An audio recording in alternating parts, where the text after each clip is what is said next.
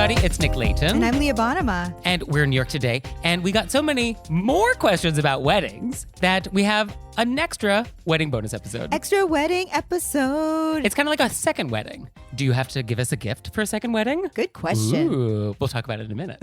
So our first question, though, is who pays for a wedding? I believe historically, it has been the father of the bride. Yeah. Because it was sort of a paying off of properties, I believe is what it was, right? Thank you so much for taking this off our hands. Yes. Yes. They were investing in the next man who is going to take care of the daughter. Right. I think that's where its historical roots came from. As we progress into a future, I believe that it's whoever can pay for the wedding. Yeah, I think that is the fair way. But yes, historically, this is true. The bride's family would be responsible for basically like everything related to the wedding. And then the groom's family is responsible for basically everything thereon after.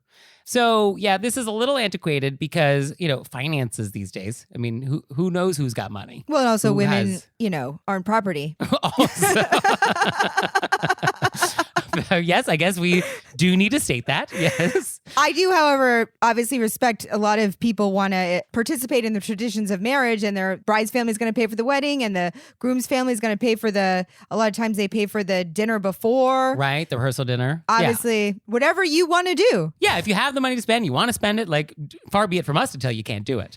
But I think modern approach would be the couple starts and decides, okay, this is our budget for the wedding. And then we go to our parents or our relatives or whoever it is, and we invite them to participate if they want. We can ask, how would you like to contribute to this wedding, if at all? And ask, do they want to pay X number of dollars for something? Or do they want to sponsor this aspect? Or do they want to bake the cake directly? Like, I don't know. However they want to contribute, you could invite them to see what they're interested in doing and then be gracious and thankful for whatever that is. Yeah. Also, I know a lot of families outside of money, maybe the groom's family or the bride's family, they wanted a piece of some sort of family history to be involved. So I think that conversation could be included in that. Because, in these weddings, family members have things that they want to see or things they want you to do. And just know if you take someone's money, that rarely comes without strings. So, if somebody's going to give some money for your wedding, they definitely get some input based on that money. And good to have it up top. For sure. Have that conversation at the beginning. Yeah. And Ms. Manners has a great quote. She says that getting married is not, quote, licensed to control other people's finances. So just because you're getting married doesn't mean anybody's obligated to pay for it. So keep that in mind. That's a great quote. So our next question is, quote, is it rude to have your wedding on a holiday or on a Tuesday or a destination wedding on a Friday or a Sunday? Is it rude? Well, a little bit. Depends. I don't know. I have thoughts. I have thoughts as well. Do you want to say your thoughts first? Okay. So I guess at the end of the day, we want to have a wedding that is not going to needlessly inconvenience our guests, right? We want as many people to be able to attend. We want to not add undue burden to them. So the idea that we're having a destination wedding on a Tuesday, yes, this would require your guests to take more time off work than they would if the wedding was on a Saturday. So I think that's just something to note. Definitely something to note. I am a firm believer at the same time that it's your wedding. Mm-hmm. And if you have a dream to be on married a Wednesday, okay, on some random occasion that means a lot to you, or because perhaps you got the deal of a lifetime. Yes, it will be cheaper. I think live your dream. It's your wedding. However, know that it may put people out, and make sure they know they are under no obligation to come because you knew you picked an off day. Yeah. I mean, own your choice. Yes. Definitely own your choice if you have made this choice. Yes. So that's why I would say I don't think it's rude. I only would think it was rude if you picked an off day for people and then you didn't in any way understand why they couldn't make it. Yes. Or you picked an off day knowing that it was going to whittle down your guest list purposefully. Like you're doing it because you're trying to get people to not RSVP. Oh. Which is very strategic. Very strategic. I wouldn't even have thought of that. Relatedly, I was looking into cost of weddings because a lot of people do pick these sort of less prime time dates because it is a lot cheaper. I mean, the most popular day I think is Saturday. Yeah. Followed by Sunday and Friday. So yeah, if you really want this great venue, but it's much cheaper on a Tuesday, I get that. But I was looking at the average prices of weddings. In the New York area, the average price is $40,000. And then the lowest cost I saw for a metro area was $25,000 in Tampa. Oh, my goodness. And then everybody was sort of in the middle. So for a 4-hour event, this is like $6,000 an hour. Like, this is a lot of money. That's just to rent the space. Well, no. This, I think, for the total cost of your wedding. Oh, total cost. Okay. I mean, a $40,000 venue, that's very nice. I mean, yes. Well, you said New York. That's why. When I was a cater waiter, I have seen some things. Oh, in New York City, you could absolutely have a venue that will cost you $40,000 for your wedding. Oh. Yes. This exists. Yes. The only other thing I was thinking of why a like Monday night would be fine is if all your friends work in theater and that's the night the show is dark. That would be a reason why we would do like a Monday night. Yeah, that's why I always feel sort of not sensitive, but fine with this question because I know so many people who have alternative working schedules. Yeah. So like weekends are their work days. Right. And then I guess on holidays, which is sort of related, like if you got married on New Year's Day or New Year's Eve, I guess New Year's Eve is actually kind of a popular wedding time. You're forcing your guests to sort of make that their New Year's Eve, which could be fine. I mean, I'm not a huge New Year's Eve person, so like I'd be happy to go to your wedding on New Year's Eve. I'm not either. Some people, oh, we have something. Okay, add that to the list. But I guess, you know, if some people have like real New Year's Eve things, like, oh, I always go to the Met Gala, or I always have my own New Year's Eve party, then I would not be able to attend your wedding because like I already have New Year's Eve plans. This was a thing you said last time that I thought was so great. I'm going to repeat it here. Okay. To reach out to the close people that you really want to have at your wedding. Yes. And to say, I really want to have you at my wedding. I was thinking about doing it this day. Is this an inconvenience for you? Yeah. Send out a doodle. Yeah, definitely making sure your VIPs can attend whatever date you're thinking about. Yes, this is key. And it goes back to that idea of, work backwards. Start with your list and then determine the wedding that works for that, rather than start with your dream wedding and then figuring out what list fits into the dream wedding. And I think just have an open conversation with people. Yeah, and I think most people would probably tell you, if you can afford it, a weekend would probably be more convenient. So... Except for me, I'm happy to go on a Wednesday. Well, you're very accommodating. Yes, it's one of your finer qualities. Oh. Our next question is, quote, I have a question about being a bridesmaid. I'm feeling ripped off. I was asked to be a bridesmaid for a friend, and I said yes. These days, brides usually ask their girlfriends to be bridesmaids with a cute gift box. Most brides spend at least $10 on the gift. Usually it's a gift box that has a cute glass that says bridesmaid, or it's a candle, bath bomb, or something like that. Or some people do a couple of things that the bridesmaids can wear at the bachelorette party, like a t-shirt or flip-flops. I received a box of candy that was worth exactly $8.50. There were no shipping costs since it was delivered in person. I'm spending a lot of money on her wedding, $300 wedding dress, plus alterations, gift for the shower, gifts for the wedding, another $300 for the bachelorette party, $600 for the hotel. This girl is from a wealthy family, and it's going to be a very nice wedding. So, here are the questions. How much is the polite or proper amount to spend on a gift for your bridesmaids? I'm spending an outrageous sum, and I feel like it isn't being reciprocated. Is it wrong to feel that way? Should I have the attitude that the gift is being in the wedding? Is it wrong for me to not give as much for a shower and wedding gift because I'm already spending over $1,000 on this wedding? I usually spend $100 on a wedding present, but I feel that is too much now, considering everything else I'm paying for. And lastly, am I just being high maintenance? I want to say I'm self-aware, and I know this is petty, but I truly feel like more could have been done for the bridesmaid's gift. Wow. Okay. Can I come in up top with something? Leah's raising her hand. Emotional. Yes, Leah. Yes.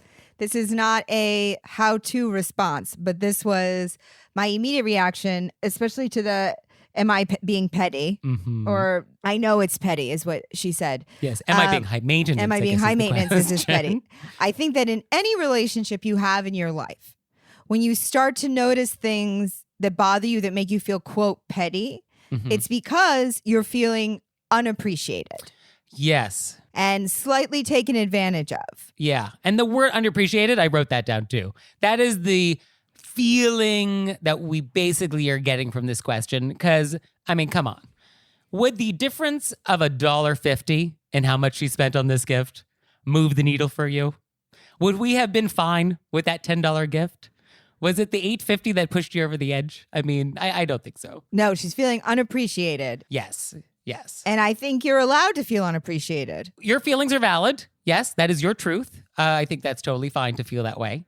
I feel like that when we're keeping score, though, this is a tricky thing in a friendship. Oh, that's why I was saying, like, when you start keeping score, yeah, that's the perfect way to say it. That's when you say, I'm not a person who likes to keep score. It's going to be, so I'm just going to note that I feel unappreciated and that all of these things, it's not those little things, it's that it's mounting into feeling unappreciated.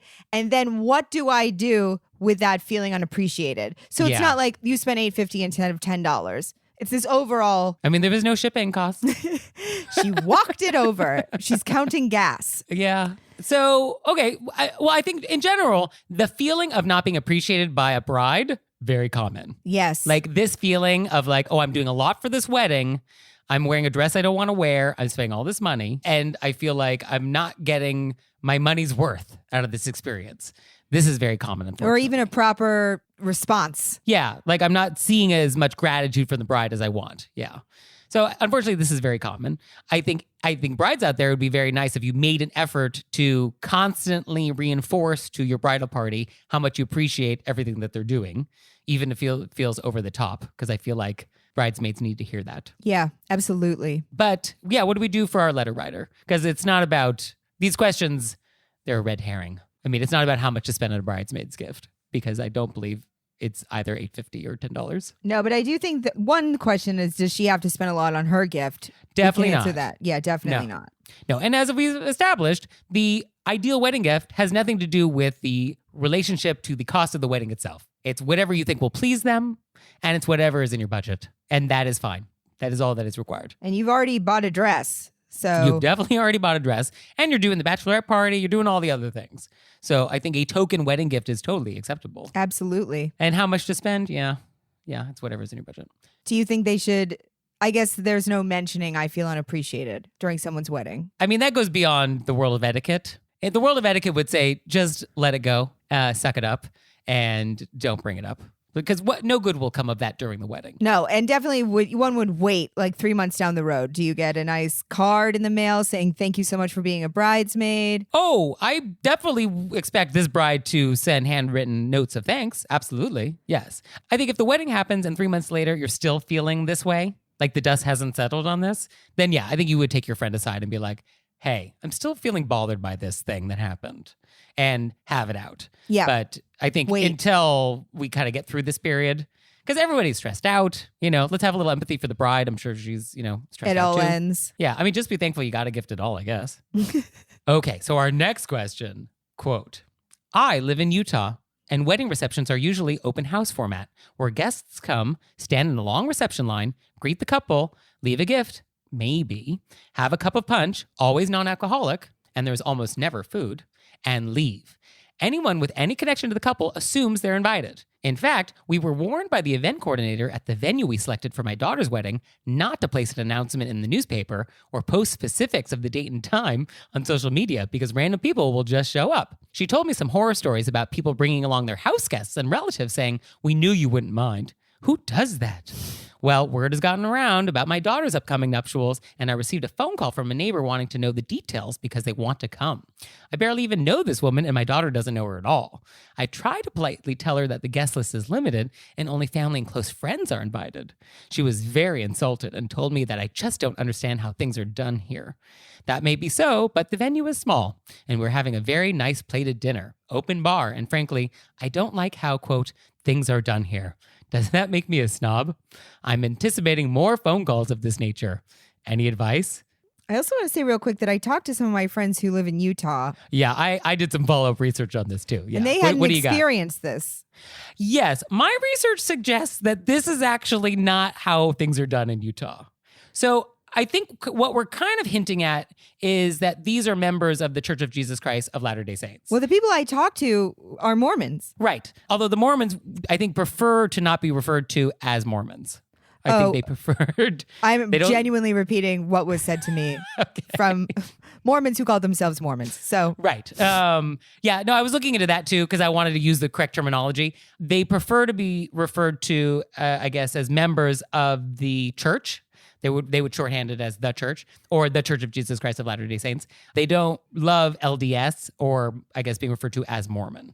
You can refer to it as the Book of Mormon, but I think they don't prefer the term Mormonism. But I'll let any Mormons in our audience weigh in about how we should refer to this. But be that as it may, I did look into it. And yeah, this is not how the church does weddings and members of the church does weddings in Utah.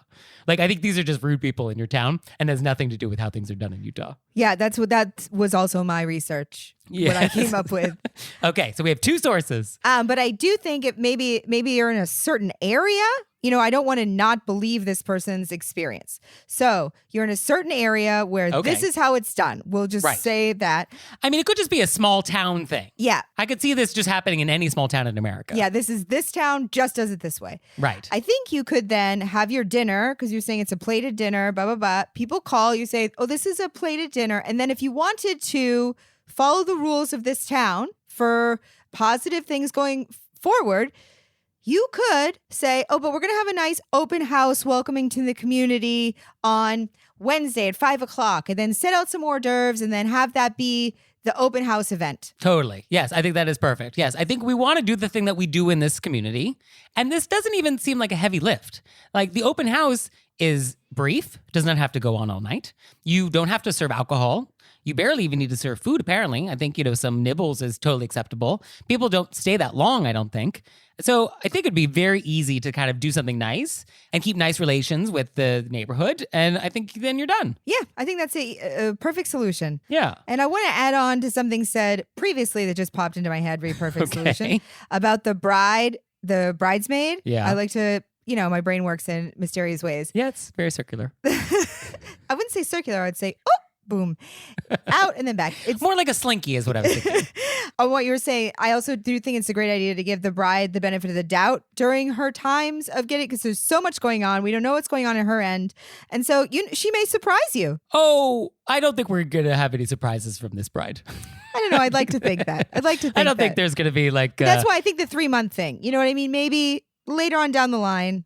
Yes, I would like to think that our bride in question one would step up, show the gratitude that our letter writer is seeking and craving. And at the end of all of this, our letter writer will feel good about her efforts and that they were recognized. I think that would be very nice if that were to happen. I'm just putting that out into the universe. Yeah, I don't know if that's going to happen, but we can dream. And then for our friend in Utah, I feel like we've given them a great answer, which is, I don't know how typical this really is. And then just go along with the open house idea. And tell people when they call about the other one, oh, that's a plated dinner. It's a small, but here's the other option. Boom, boom, done. Yeah.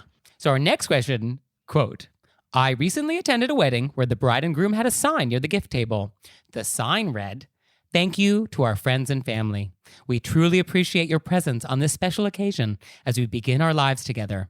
After much thought and consideration, we have chosen a special way to say thanks. Instead of mailed thank yous, a donation will be made in honor of the bride's late father to an organization of the couple's choosing. Is this wrong, Leah? Is this wrong? Previously I said, if you want to get married on a Wednesday at 1:00, live your dream. I'm not going to say it's rude. Okay. So the word wrong also falls into this category for me. Oh, interesting. I don't want to say what somebody else wants to do, live in their life, is wrong. Obviously, this whole show is about telling people what's wrong, though. Not what's wrong. No, I think that at somebody's wedding, you know what I mean? Obviously, we wouldn't do this. Oh, yes. I would certainly not do this. Yes. I would always write a thank you note. You could mail a thank you note and make a donation. Yeah. Here's what bothers me about this. So much bothers me about this. I need to take a moment to regroup I knew my it would. thoughts. That's why I was like, why don't we just let you handle it? So, if the idea is that we want to save money, or the idea is the money we would have spent on the cards and the postage, we are now directing to this charity. If that's what we're saying, the amount of money that you were spending on cards and postage for this wedding, maybe $100, maybe $200.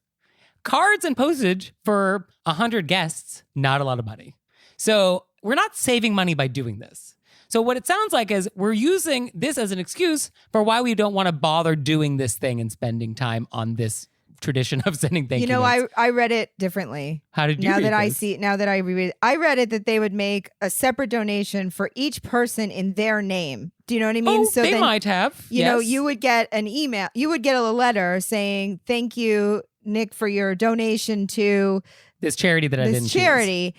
And then so they would be making a separate donation for every person. And then they would get obviously a thank you note with that. But I wasn't reading that they were doing one lump sum and like doing it as a No. So No, this is in lieu of a thank you note. My misreading. Well, I mean, that is the charitable interpretation of this question. However, in digging into this deeper, the idea that people would do the donation to charity in lieu of thank you notes, not uncommon. Apparently, this is a thing. I was totally unaware. I was totally unaware. In some online forum I went down, I felt like I was in the darkest, most awful parts of the internet on this forum.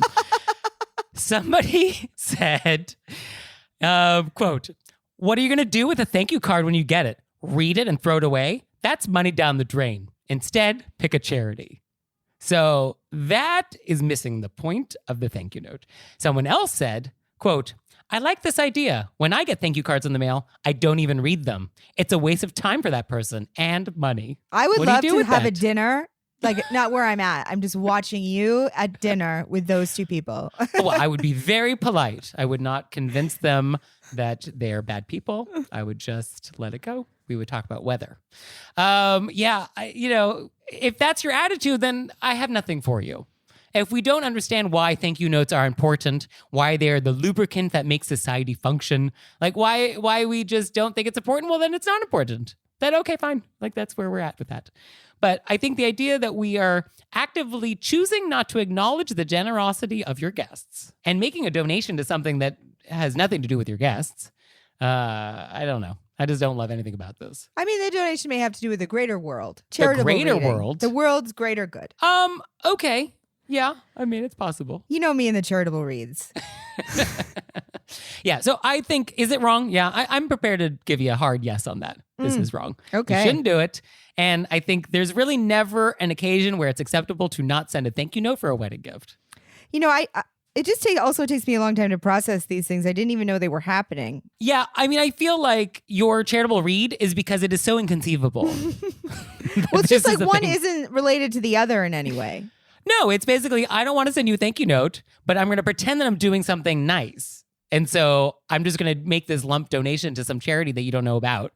And that'll be your thank you note. I think they were trying to find a way to recognize, here's my charitable read again. They're trying to find a way to include and recognize the bride's late father. I appreciate that. That's a great detail. I feel like that's a thing that should happen at this ceremony. Absolutely. So I feel like that was happening here. And then something went awry after it. Because also, here's a practical reason why we send thank you notes. That lets me know that you've received my gift. Right. If I sent you the glassware set from Crate and Barrel through the mail and I never get a thank you note, I don't know. Well, I would know then if I got an email from blankety blank organization saying thank you that you got it. I mean, would you? I don't know. Unless that blankety blank email also says thanks for the glassware. I don't know. So speaking of gifts, our next question is, quote, "How often in a person's lifetime can they reasonably expect someone to give a wedding gift? My sister is getting married for the 5th time next year and always does an extensive registry. Am I the rude one if I don't get her another wedding gift?" 5th wedding. Okay. Okay. So love is love, but Ms. Manners says that you only have to give a wedding gift for the first wedding. Oh. So you are off the hook for wedding number 2 and forward. Wow. So that's the official Ms. Manners. I think I like that idea, and I feel like officially that is probably the correct answer. But can you imagine being invited to a wedding and not giving a wedding gift? I mean, even if it's the 5th wedding, that feels pretty ballsy. Well, it's a family member. I think it doesn't matter. I mean, if you're invited to a wedding ceremony, I feel like just to be like, nope, this was your 5th wedding. I'm not bringing in a gift. I think it would be very provocative. Oh, to it's not definitely provocative. Right? So I think this is one of those times when I think I might disagree with Miss Manners on this one. I mean, I think you could, you're saying she does an extensive registry. I think you could, if you bought her the flat screen the first time out. Okay. I mean, you never have to go on the registry in the first place. So just top line, registries are optional. You are always welcome to go off registry. I typically always go off registry. So you're welcome to do that. And you could just do a token gift, which may be 1/5 the size of the first wedding gift you gave. Yeah, that seems. But I think to show up empty-handed, like no gift whatsoever, I don't think you can do that. I mean, you wouldn't show up empty-handed to a house party. You know what I mean? So think of it as a house party. You go to a house party. Okay. Bring your plate of hummus. Okay. Is that what you're bringing to my house party? Our next question is, quote, can you bring your own food and beverage to the rehearsal dinner or reception? The vegan and vegetarian options are always awful and cold. And can you trust that it's tree nut and gluten-free? What does one do? Oh. So I was actually looking into this. There is this Facebook rant about some woman who brought all this Tupperware to a wedding reception and started like unfolding all of these containers at the dinner table in front of all the guests. So I think this is a thing that happens. I giggled the whole way through the question because that is the visual I get. Yeah. I don't think you can do that. What do you think? I think that you shouldn't. And Right. I do understand that people with food restrictions, maybe the food that's brought to you, you're unsure about in some way. I think you can not eat it. You don't have to make a show of it. And then maybe let's you not need make a scene. Yeah, don't make a scene about it. And then maybe you have like a little snack that you have, you don't want to get low blood sugar or whatever. You want to keep your health up. If you may have food allergies that you're genuinely worried about. Yeah, I mean, I think in general, the hazards of the catering at a wedding are kind of the similar hazards as just dining out in a restaurant. So, if this person may never dine out. You know what I mean? Some people have very strict. So in which case, I think don't eat it, but don't bring like a meal that's you unveil from your bag. Right. Yeah.